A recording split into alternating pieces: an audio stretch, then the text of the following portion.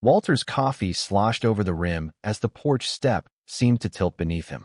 2 hours earlier, the alarm had buzzed at 7:10, but Walter had pressed the button twice before pushing aside the cool sheets.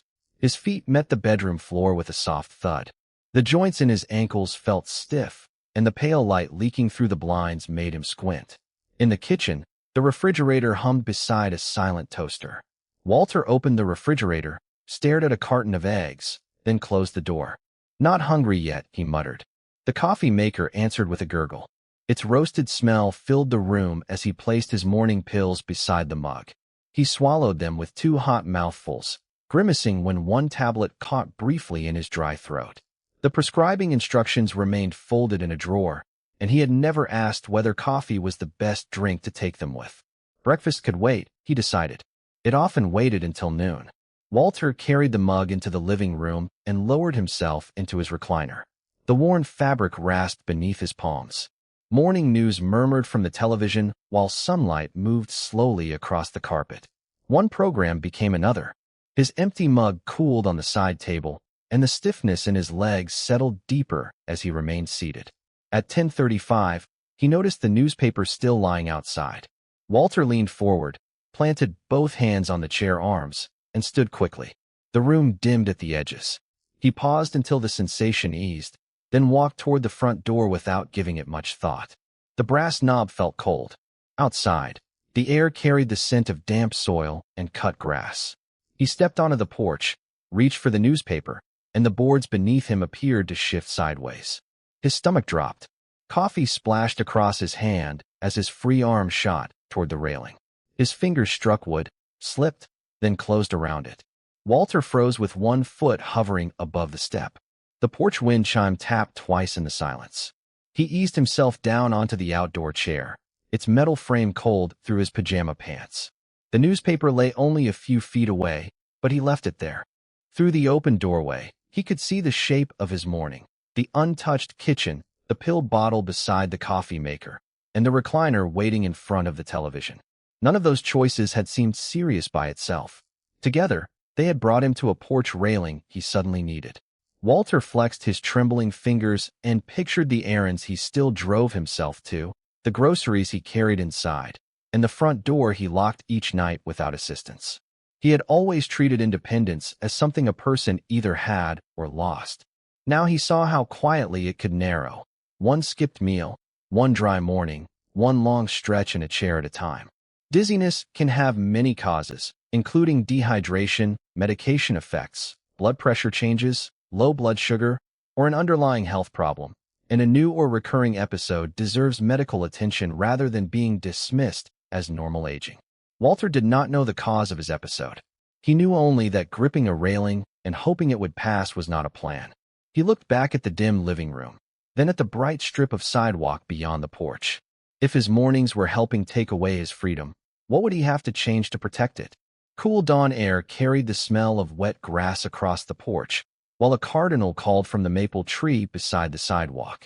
Susan came through the open gate with 2 paper cups and a cardboard tray, but her steps were shorter than usual, and one hand pressed against her knee as she climbed the first step. Walter reached for the railing, ready to steady her. Susan waved him off and lowered herself carefully into the other chair. "I'm stiff, not made of glass," she said. The lid of her cup clicked as she set it on the small metal table. "And before you ask, this is herbal tea. I've already had enough coffee to wake the entire block." In the pale gold light, Walter noticed the slow way she flexed her fingers around the warm cup. Susan usually moved with purpose, but that morning her shoulders sagged beneath her blue cardigan. "You look about as rested as I feel," Walter said. Susan gave a dry laugh. "I woke up twice, watched the clock for an hour, and nearly talked myself out of coming over. By breakfast time, my joints feel rusty and my energy is already spent." That admission changed the space between them.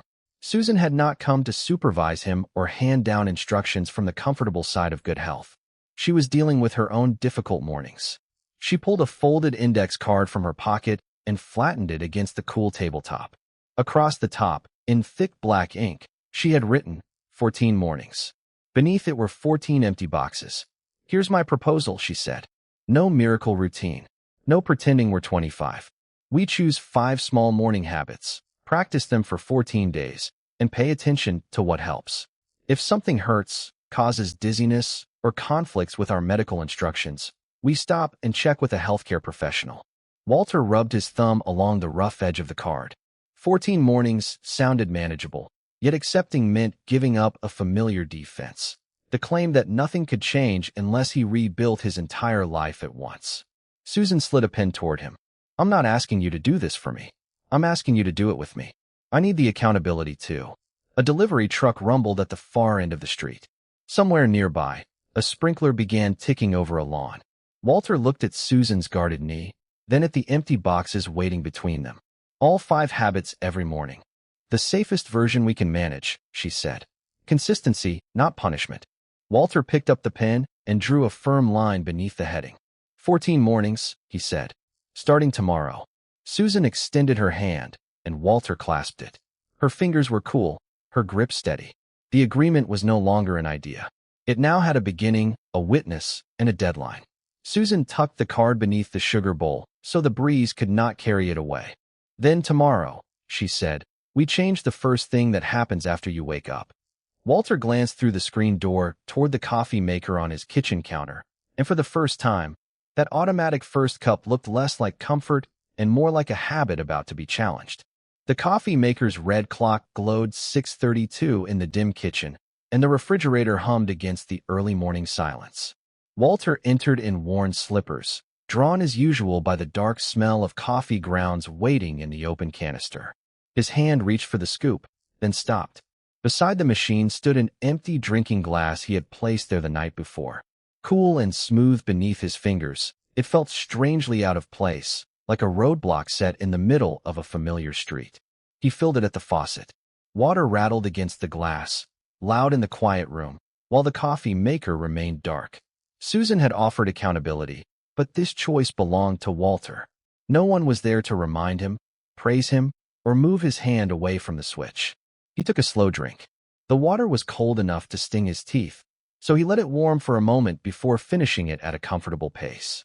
Only then did he measure the grounds and start the coffee. Steam soon clouded the machine's lid, but the order had changed. Water first, coffee second. That simple reversal mattered because thirst can become less obvious with age, even when the body still needs adequate fluid. Starting the morning with water may help replace some of what is lost overnight, but there is no universal amount that fits everyone. People with heart failure, advanced kidney disease, low blood sodium, or other conditions may have specific fluid limits. Anyone given such instructions should follow the amount recommended by their healthcare professional rather than copying a large glass from someone else. Walter had no fluid restriction in his current care instructions, yet he refused to turn one sensible drink into a contest. The goal was not to force down ounces until he felt uncomfortable. It was to make appropriate hydration visible and easy. When Susan arrived, the rising sun laid a pale gold stripe across the counter. Her shoes gave a soft squeak on the linoleum as she noticed the damp ring beside the coffee maker. You already did it? She asked. Walter lifted his mug, and the ceramic clicked against the glass. Before this, Susan reached toward the agreement beneath the sugar bowl, but Walter took the card first. He marked the first box with one deliberate stroke. Your turn tomorrow, he said. Fair enough. She picked up the empty glass, tested its weight, and set it back in exactly the same spot. They agreed to prepare the water the night before, use a smaller serving if preferred, and keep coffee as an enjoyment rather than their main hydration plan.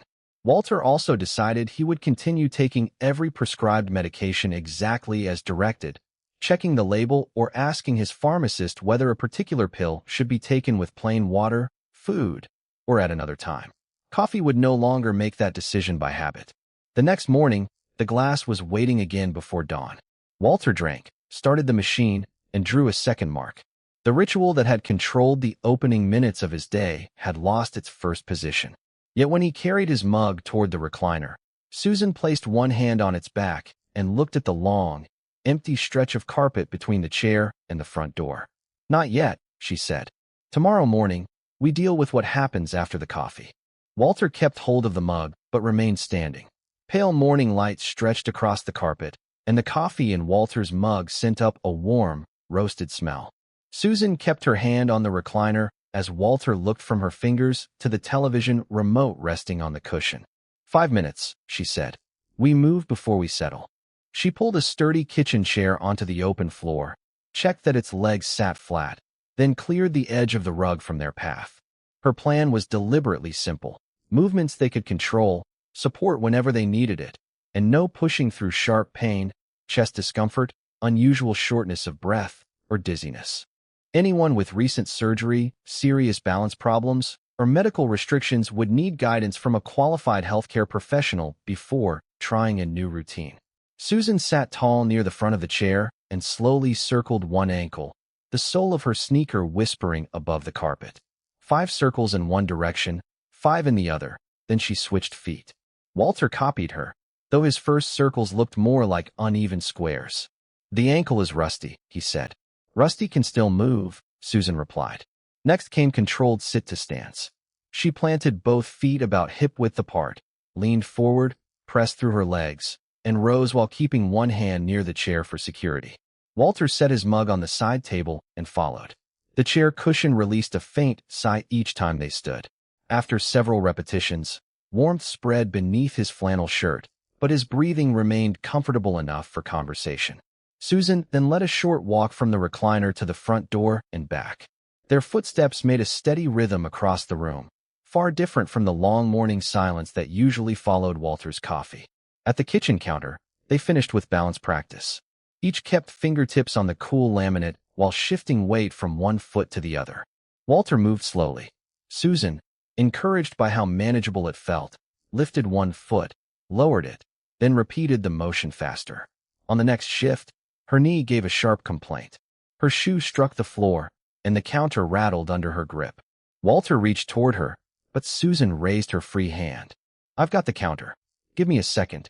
She stayed still until the discomfort eased, then pulled the chair closer and sat. The cost of treating the routine like a test was immediate. Finishing the original sequence was no longer the goal.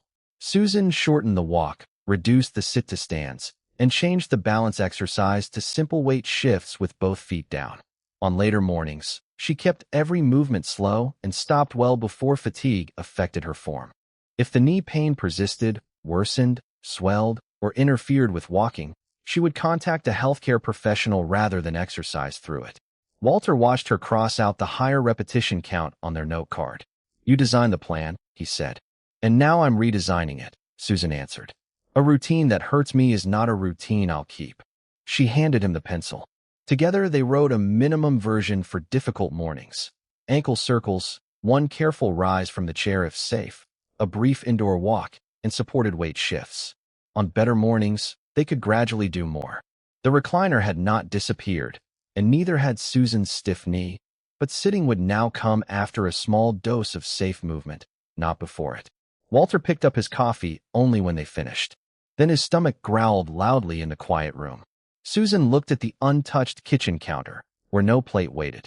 Tomorrow, Walter said, setting the mug down again, we deal with what's missing. The waxed paper bag crackled beside the toaster, releasing the sweet smell of glazed pastry into the cool kitchen. Across the counter, a skillet caught the early light, still clean and cold. Walter stood between them, one hand resting on the pastry bag, while Susan lowered herself carefully into a chair and stretched her tender knee forward. You bought those yesterday, didn't you? She asked. Walter glanced at the familiar white icing. The pastry required no preparation, made no dirty dishes, and slid neatly into the morning he had practiced for years. He opened the bag, paused, then folded it shut. That's exactly why they keep winning. This choice was not about labeling one food forbidden. A pastry could fit into an overall balanced diet. But eaten alone, it offered Walter little of what he wanted from breakfast now. Enough protein to support muscle and fiber to help make the meal satisfying. After age 60, preserving muscle becomes increasingly important for strength, mobility, and independence, and distributing protein across meals can be more practical than trying to catch up at dinner. Fiber-rich foods can also support digestion and heart health, although anyone advised to limit certain nutrients or follow a special diet should use guidance from a qualified healthcare professional. Walter slid the bag into the freezer rather than the trash. Then he opened the refrigerator. Cold air rolled across his hands as he removed 2 eggs, a container of spinach, and a red bell pepper. The knife tapped steadily against the cutting board. Peppers hissed when they hit the warm skillet, followed by the earthy scent of spinach and the soft scrape of eggs folding through the vegetables. Susan watched him divide the food onto 2 plates. So the answer is eggs every morning? The answer is having more than one answer, Walter said. He placed 3 index cards beside the salt shaker. On the first, he wrote, eggs with vegetables and whole grain toast. On the second, plain Greek yogurt with berries and a spoonful of nuts or seeds. On the third, oatmeal topped with nuts or seeds, with milk or yogurt alongside when appropriate. The portions could be adjusted to appetite, health needs, and medical advice. People managing diabetes, kidney disease, swallowing problems, food allergies, or prescribed dietary restrictions might need individualized choices rather than copying someone else's plate. Susan lifted a forkful of eggs, steam warming her face. What happens when you're tired and don't want to cook? Walter rinsed a clear container under the faucet, the water drumming against its lid. He filled it with washed berries, set single servings of oatmeal at eye level, and moved the yogurt to the front refrigerator shelf. Convenience, he decided, would no longer belong only to the pastry. The next morning, the kitchen smelled faintly of coffee and toasted oats. Walter reached toward the freezer, then withdrew his hand. He chose the yogurt, scattered blueberries across its white surface, and added walnuts with a dry wooden rattle. By late morning, the pastry had stopped making decisions for him. Yet when he marked the 3rd habit on their card, Susan glanced at the dark circles beneath her eyes and pushed her untouched coffee away. Food isn't my hardest morning problem, she said. Tonight, the television goes off at 10. Walter looked toward the dim hallway, where her phone charger still waited beside the bed. Susan picked it up and placed it on the kitchen counter. No exceptions. At 9:58 that evening, blue television light flickered across Susan's living room while the low murmur of a game show filled the otherwise quiet house. The remote felt smooth and familiar in her palm, and a mug of cooling tea left a damp ring on the side table. For years, late-night television had softened the silence after retirement. 1 episode became 2, the news followed, and bedtime drifted farther away while her phone glowed beside the pillow. At exactly 10, Susan pressed the power button. The voices vanished. The sudden quiet made the refrigerator's hum audible from the kitchen. Her thumb hovered over the remote, but instead of turning the television back on, she placed it inside a drawer and closed it. On the kitchen counter, her phone charger waited beneath the warm light over the sink. She plugged in the phone there, set a consistent morning alarm, and carried a paperback into the bedroom. The room felt cooler without the screen's heat. Paper whispered beneath her fingers as she read until her eyelids grew heavy. Morning arrived with the soft chime of the alarm traveling down the hallway. Susan's first impulse was to reach toward the nightstand, but her hand found only the cool wooden surface. No phone, no scrolling. She sat up slowly, placed both feet on the floor, and gave herself a moment to become steady before standing. Keeping a regular wake time, including on most weekends, could help reinforce the body's sleep-wake rhythm. But consistency did not mean ignoring illness, severe fatigue, medication effects, or a clinician's recommendations. Healthy routines had to fit the person, not the other way around.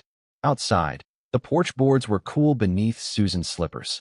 Pale gold light spread over the railing, and damp air carried the smell of cut grass.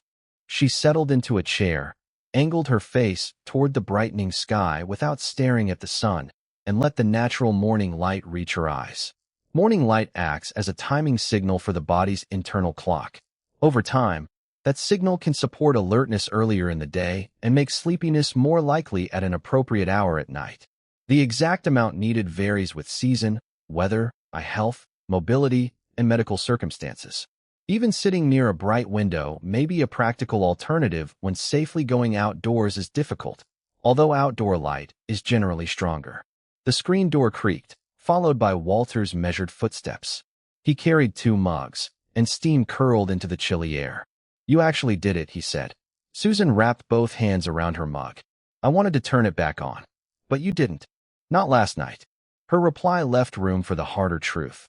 One successful night had not erased the comfort she had given up. That evening, the quiet returned at 10. Susan paced once between the sofa and kitchen, then opened the drawer and looked at the remote. The plastic clicked against the wood as she shut it again. On the third night, she missed the ending of a favorite program. On the fourth morning, rain tapped the porch roof, so she sat beside the brightest window instead. The routine bent without breaking. By the end of the week, her wake time had stopped wandering by hours. She still had imperfect nights, but she no longer tried to repair them by sleeping far into the morning, which could push the next night's sleep later again. Walter noticed she arrived for breakfast before the coffee cooled. Her movements were unhurried, and the shadows beneath her eyes looked softer in the clear window light. Susan did not claim that sunlight cured insomnia or that one schedule solved every sleep problem. Loud snoring, gasping during sleep, persistent insomnia, severe daytime sleepiness, or a major change in sleep deserved discussion with a qualified healthcare professional. Sleep could also be affected by pain, mood, medications, alcohol, bladder symptoms, and conditions such as sleep apnea. A morning habit was useful, but it was not a substitute for evaluation. On the 14th evening, Walter pointed toward the blank space beside Susan's bed where the charger had once been. Ready to put it back? The clock clicked to 10 o'clock. Susan turned off the television, and the room fell still. "No," she said, sliding the remote into the drawer. "The phone stays in the kitchen." The next morning, sunlight pooled across their habit card. For boxes now held firm check marks, but one empty row remained. Susan tapped it with the end of her pen. "Tomorrow, before we do anything else, we find out what our bodies have been trying to tell us." Morning light flashed against the metal clip of a small notepad as Susan set it beside the habit card. The porch boards felt cool beneath their shoes, and somewhere beyond the yard, a lawn sprinkler clicked in a steady rhythm. "1 minute," she said. "No judging, no guessing. We simply notice, write, and decide." Walter drew 5 small circles down the page. Together, they gave each circle a purpose. How the body felt, whether prescribed medications were being taken as directed, any appointment that needed attention, one realistic movement goal, and one person to contact that day. This was not a home diagnosis or a search for everything that might be wrong. It was a brief check designed to catch useful information before the morning carried it away. Susan rolled one ankle, tested her knee, and wrote, "Stiff, not sharp. Minimum movement routine." She checked her calendar, confirmed her medications, chose a short walk, and wrote her sister's name beside the final circle. Walter rested 2 fingers on the page. "Body feels fine," he said. Then his pencil stopped. A faint line formed between his eyebrows. "Except for that light-headed spell yesterday." Susan did not answer for him. She pushed the notepad across the table, leaving the pencil beside his hand. Walter wrote down the time, what he had eaten, how much water he had consumed, and whether the sensation came before or after taking his medication. The next morning, he did it again. Cool air drifted through the screen door while the coffee maker hissed behind them. Another spell appeared after he stood up, and another note went onto the page. By the 4th entry, the marks showed a pattern. The lightheadedness often arrived early, especially when he rose quickly, and sometimes close to the time he took his medication. The page did not tell him why. It told him something more important, that the episodes were real, repeated, and worth reporting. For months, Walter had dismissed them as ordinary aging. Now that explanation looked thin beside 4 dated entries in his own handwriting. He picked up the phone and called his healthcare provider's office. His voice remained steady as he described the timing, his morning routine, and the medication information from the label. He did not change a dose or stop anything on his own. Instead, he asked for professional guidance and accepted the appointment offered to him. Lightheadedness can have many causes, including dehydration, medication effects, blood pressure changes, or other medical concerns, so repeated or worsening episodes deserve evaluation. Fainting, chest pain, severe shortness of breath, sudden weakness, trouble speaking, or a severe new headache can require urgent medical attention. After the call, Walter placed the appointment card beneath the 5th circle and made one final check mark. The habit had already cost him the comfort of calling the problem just age, but it had given him back the power to respond. Susan turned the card toward herself. 5 checks, she said. Walter looked from the neat row of boxes to the appointment card. 5 separate tasks, he replied, and I still don't know what happens when a morning goes wrong. Rain began tapping against the porch roof, faster now, as Susan folded the card and slipped it into her pocket. Then that's the next test, she said. We build a version neither of us has an excuse to abandon. Rainwater rattled through the gutter and spilled onto the dark lawn, carrying the clean smell of wet soil across the porch. Inside, the refrigerator hummed while Walter and Susan spread the folded habit card beside his appointment notes. Walter's healthcare professional had reviewed the dizziness record and adjusted his plan to fit his individual needs, including guidance on rising slowly, hydration, medication timing, and when to seek further care. Susan had also asked about protecting her knee during movement. Now the advice had to survive an ordinary morning, especially a difficult one. No perfect streaks, Walter said, drawing 2 columns on a fresh sheet of paper. The marker squeaked beneath his hand. Above the first column, he wrote full. Above the second, minimum. Together, they turned every habit into 2 workable versions. On a good morning, they would drink the appropriate amount of water, complete the full 5-minute movement sequence, prepare a protein and fiber breakfast, seek morning light, and perform the 1-minute health check. On a difficult morning, Walter could take a few appropriate sips, do ankle circles, and 1 careful chair rise. Choose Greek yogurt or another easy breakfast. Sit beside a bright window and review his symptoms and schedule. Susan's minimum movement plan used fewer repetitions and firm support, just as she had redesigned it after irritating her knee. Small enough to repeat, she said, pressing the card flat, but not so small that it disappears. The rain continued for 3 mornings. Instead of treating the gray sky as permission to quit, they followed the minimum column. Ceramic bowls clicked against the counter. Chair legs brushed the kitchen floor. Walter marked each completed action, not as proof of toughness, but as evidence that the routine could bend without breaking. When the clouds finally cleared, sunlight warmed the porch rail and steam curled from the coffee Walter carried outside. He looked at the 2-column card, then at Susan. This can't depend on whether only you and I show up. That afternoon, Walter printed a simple notice for neighbors. Morning walk. Easy pace, weather permitting. Check with your healthcare professional if you're unsure what's safe for you. Susan chose a short, level route with benches and made one rule clear. Nobody had to match another person's speed.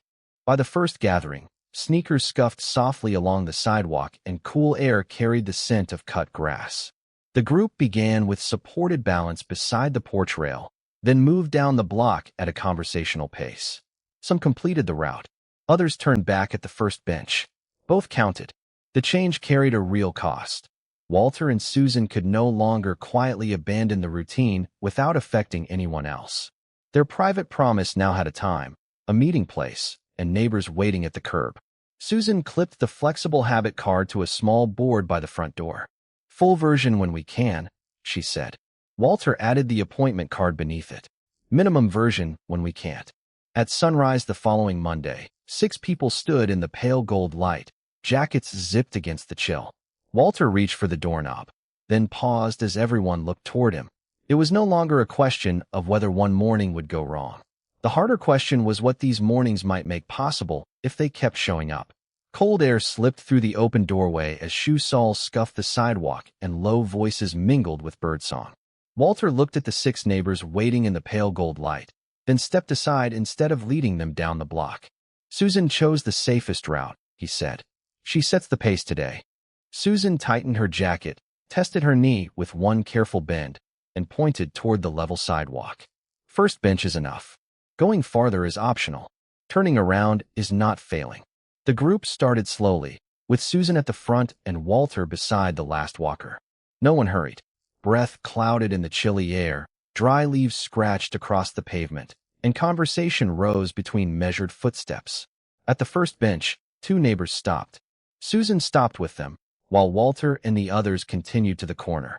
By the time they returned, coffee steamed on the porch and morning light warmed the wooden rail. Susan raised her water glass. Walter drank from his before touching the coffee. The 5 habits no longer looked like boxes to complete perfectly. They had become choices that protected the rest of the day. Hydration guided by individual medical needs, safe movement before prolonged sitting, protein and fiber at breakfast, consistent waking with morning light, and a brief check of symptoms, medications, appointments, movement, and social connection. Some benefits were quiet. Walter no longer dismissed dizziness as an unavoidable part of aging. He tracked it, followed his healthcare professional's individualized guidance, and knew when to call. Susan no longer measured success by how hard she pushed her knee. Her minimum routine kept her moving safely on difficult days, and persistent pain or other concerning symptoms still belonged in a conversation with a qualified clinician. Other changes could be heard in the kitchen, the crack of an egg, the scrape of a spoon through Greek yogurt, or seen in the phone charger that remained on Susan's kitchen counter.